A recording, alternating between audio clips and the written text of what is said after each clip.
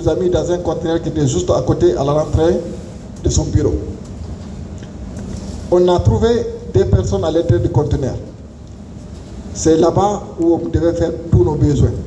On a déclenché la grève de la faim en louant une salle au niveau de la maison des jeunes de Dixon Port. Dès le matin, la plupart des médias en parlaient déjà. Dès l'après-midi, même les chaînes américaines les plus connues, les chaînes européennes, tout le monde en parlait. Il y a des diplomates qui s'est déplacés pour venir nous voir. Aucune personne n'aurait imaginé qu'on puisse avoir une telle couverture médiatique. Donc je suppose que cela a alerté certaines personnes, notamment le colonel Tchébrourou Kamara. La journée s'est très bien passée et vers 18h, on a fait rentrer nos effets des matelas, des oreillers, des couvertures à l'intérieur de la salle. On avait des radios pour écouter et on était couchés. C'est dans ces conditions vers 20h, la porte n'était même pas fermée. Il y a eu un groupe de gendarmes qui ont surgi, ils sont venus pousser la porte, la faire tomber. Ils sont rentrés, ils ont trouvé à l'intérieur. Ils ont tiré, il y a certains par les pieds, d'autres par la tête, avec des insultes que je ne pourrais pas répéter ici. Ils nous ont traînés dans la boue de la salle où nous étions jusqu'au niveau de la route principale où les pick-up étaient garés. Ils nous ont mis à l'intérieur comme des sacs de patates. Ils ont mis les pieds sous nous. On était au nombre de 11. Ils nous ont envoyés au camp Al-Faya. Arrivés sur place, ils nous ont alignés. Ils ont demandé qui était le chef. Je leur ai dit, c'était moi le chef. Il m'a dit, ah oui, c'est toi. Qui tu es? Je lui ai dit que j'étais un activiste de droit civil. Il m'a dit non. Ces choses-là ne sont jamais arrivées avant en Guinée. Il m'a dit, c'est toi l'Américain? J'ai dit non, je ne suis pas américain, je suis guinéen. Il m'a dit, ça, c'est une forme de terrorisme moderne. C'est du terrorisme pur et simple, mais vous allez le regretter. Il a fait envoyer des pains libanais. Je mentionne le pain libanais parce que c'est différent par rapport au pain qu'on appelle communément tapalapa, avec des boîtes de corned-beef. Il nous a dit, vous avez le choix. Vous mangez ce pain avec le corned-beef ou bien c'est sans coup sous les fesses. Vous choisissez. On s'est regardé, on n'avait pas le choix. Ce sont nos mains sales qu'on a traînées dans la boue, qu'on a utilisées pour prendre le corned-beef et mettre dans le pain.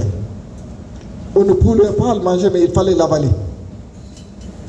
Je ne peux pas vous expliquer comment on a pu avaler ce pain. Et quand c'est fini, il nous a pris, il nous a mis dans un conteneur qui était juste à côté, à la rentrée de son bureau. On a trouvé des personnes à l'intérieur du conteneur. C'est là-bas où on devait faire tous nos besoins. Quand on est rentré, ces deux personnes avaient pris des cartons qu'ils utilisaient comme matelas. Il y a l'un d'entre eux qui a commencé à nous menacer. Heureusement, le second nous a demandé qui nous étions. Je me suis présenté et tout, et puis ce dernier a demandé à l'autre de nous laisser tranquilles. Ils sont venus faire sortir certains d'entre nous. Ils les ont envoyés quelques minutes après, ils sont venus me chercher. Ils m'ont envoyé dans un bureau où j'étais assis sur une chaise, mais une chaise roulante, par exemple celle-là. Il y avait deux gendarmes qui avaient des armes, il y avait un civil et puis un autre gendarme. Ils ont commencé à me poser des questions. Qui vous financez? J'ai dit, nous n'avons pas demandé un financement. Je suis avocat et je dispose de moyens financiers pour organiser une telle grève. Et de toutes les façons, le montant que nous avons payé, c'était juste pour la location de la salle. Nous n'avions pas besoin de fonds assez importants pour organiser cette grève. Je dis, c'est faux. Après, c'est des chiffres. Ça commence. Il pose une question. Si je ne leur donne pas la réponse qu'ils veulent entendre, c'est des chiffres. Des insultes que je ne peux pas répéter ici. Ça a duré de 8h jusqu'à 13h du matin. J'entendais certaines personnes crier à côté, qui suppliaient. Ils me disaient, tu ne dis pas ce qu'on veut entendre, voilà ce que ça va t'arriver. Et au bout du compte, je leur ai dit, écrivez ce que vous voulez. Je vais signer. Arrêtez de me frapper. Ils ont écrit, ils ont imprimé, ils ont envoyé, j'ai signé. Malheureusement, il y a un de ces hommes qui a continué encore à me frapper. Et il y a l'un d'entre eux qui a dit non, arrête, ne le frappe plus. Ils m'ont pris pour me ramener dans le conteneur. Mais avant d'aller, quand ils ont arrêté de me frapper, au moment où il est imprimé la copie du procès verbal, un des civils qui m'interrogeait, c'était quelqu'un qui me connaissait parfaitement bien, qui avait participé à certaines des conférences que j'avais organisées au niveau de la salle de Mouna Internet sur la non-violence. C'est en ce moment il m'a dit, mais Baldé, j'ai dit, tu me connais et puis tu me traites comme ça. Et le second gendarme, je le dis ici, c'est aussi une personne qui me connaissait parfaitement, puisqu'il vient de Kona, à Tougué. Il était avec Tchébro, on peut retrouver son nom. Je l'ai rencontré après dans le bureau du procureur Dixie, Yaï. Je le vois, je peux le reconnaître physiquement. Il faisait partie, il était dans la salle. Ils m'ont ramené dans le conteneur. La seule chose qui nous a sauvés, puisque avant que je ne déclenche la grève de la faim, j'avais pris soin de donner certains numéros de téléphone à 3 personnes différentes. Je leur ai dit, je ne pense pas qu'on va s'attaquer à nous puisqu'on organise une grève de la faim, mais au cas où, voilà ces numéros, appelez-les, demandez-les d'intervenir, on a été arrêtés.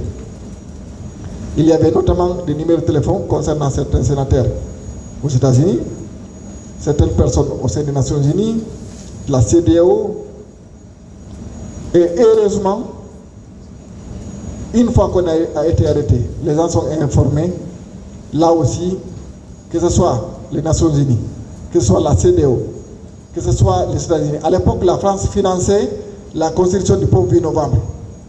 Ils ont arrêté le projet puisqu'on a été arrêté. C'est des faits. C'est contre toute cette pression que le capitaine Moussa Dadis Camara a envoyé le colonel Diaby qui est là, avec M. Koutoubou Sano, pour nous faire libérer au camp d'Afaya. Quand ils sont venus le matin, ils nous ont fait sortir du conteneur. M. Koutoubou Sano s'est adressé à moi. Il m'a dit, maître, c'est capitaine Dadis qui nous envoie. Il a compris le message que vous avez voulu transmettre. Nous allons s'asseoir avec les leaders, on va trouver une solution. Mais arrêtez la grève de la faim et on va vous envoyer à l'hôpital. C'est en ce moment qu'ils nous ont pris, nous a envoyés à Donka, parce qu'il y avait certains qui étaient blessés. Moi, par exemple, j'avais le visage gonflé à cause des gifles. Et puis certains égratignures, on nous a envoyés, on nous a fait aligner au niveau de l'hôpital Donka. On a été consultés et on a eu des pansements. Ensuite, M. Koutoubou Sano nous a envoyés à côté du pont 8 novembre, il y avait un restaurant là-bas. Bon, moi, j'ai vraiment pas pu avaler quelque chose. Il y a certains qui ont mangé un peu. Ensuite, il nous a dit, bon, il y a un capitaine de disque qui voulait vous rencontrer, on va aller au camp Alfaya. On a été, mais il y avait d'autres rencontres avec capitaine Moussa Dadis Camara. On attendait un certain temps, j'ai dit non, moi je suis fatigué, il faut que je rentre. Il nous a dit, ok, rentrez, demain matin, vous allez revenir. Donc, on a quitté le camp, on est rentré, il n'y a jamais eu d'autres rencontres. Il m'a fallu plusieurs mois, et jusqu'à ce stade, quel que soit l'endroit où je suis, quand on pousse très fort une porte, dans ma tête, ça déclenche immédiatement, j'ai peur, automatiquement. Ce que le colonel Moussa Diéboulou nous a fait, je n'aurais jamais pu imaginer qu'un être humain puisse faire un autre humain, alors que tout ce que j'avais fait, c'est de solliciter à ce qu'il y ait un dialogue, qu'il y ait des négociations, qu'il n'y ait pas la violence. Qu'aucun Guinéen ne soit tué. C'est tout ce que j'avais sollicité. Et au sein du CNDD, je sais aussi qu'il y a beaucoup de gens C'est après qu'il nous a arrêtés qu'ils ont été informés. Parce que je suis devant vous ici, comme je vous ai dit, je vais rétablir les faits et l'histoire. Capitaine Moussa Dadis Camara, dès le lendemain du prise du pouvoir, je l'ai rencontré et il m'a posé la question. Il m'a dit, Ben Balté, vous pensez que ça va prendre combien de temps pour revenir à l'ordre constitutionnel? Je lui ai dit, ça dépend. Il m'a dit, non, combien de temps? J'ai dit, une année. Il m'a dit, on va le faire. Et je sais, malgré tout ce qui s'est passé, à l'époque, il avait la volonté d'organiser des élections pour rendre le pouvoir aux civils. Ça, j'ai la certitude, puisque au début, on a eu plusieurs entretiens. Quand ils ont demandé à nommer le Premier ministre, ils ont envoyé le nom. J'ai dit non, on ne peut pas nommer un Premier ministre sans définir ses prérogatives. Il a dit, dites-les d'écrire et d'envoyer. Quand on a envoyé, ils n'ont pas changé une virgule. Malheureusement, comme certains l'ont dit ici, il y a certaines personnes qui l'ont induit en erreur. Il y a un certain nombre de détails dont je ne vais pas revenir ici, parce que je sais qu'il y a d'autres personnes qui attendent et il y a des questions qui vont être posées. Mais je voulais, en quelques mots, raconter ça pour que les Guinéens sachent. Il y a un certain nombre de personnes qui ont œuvré pour cette transition. On n'a pas sollicité ni l'argent ni le pouvoir. Mais on a une satisfaction morale et aucune personne ne peut la lever. On a apporté notre modeste contribution pour qu'il y ait la paix et la quiétude sociale en Guinée.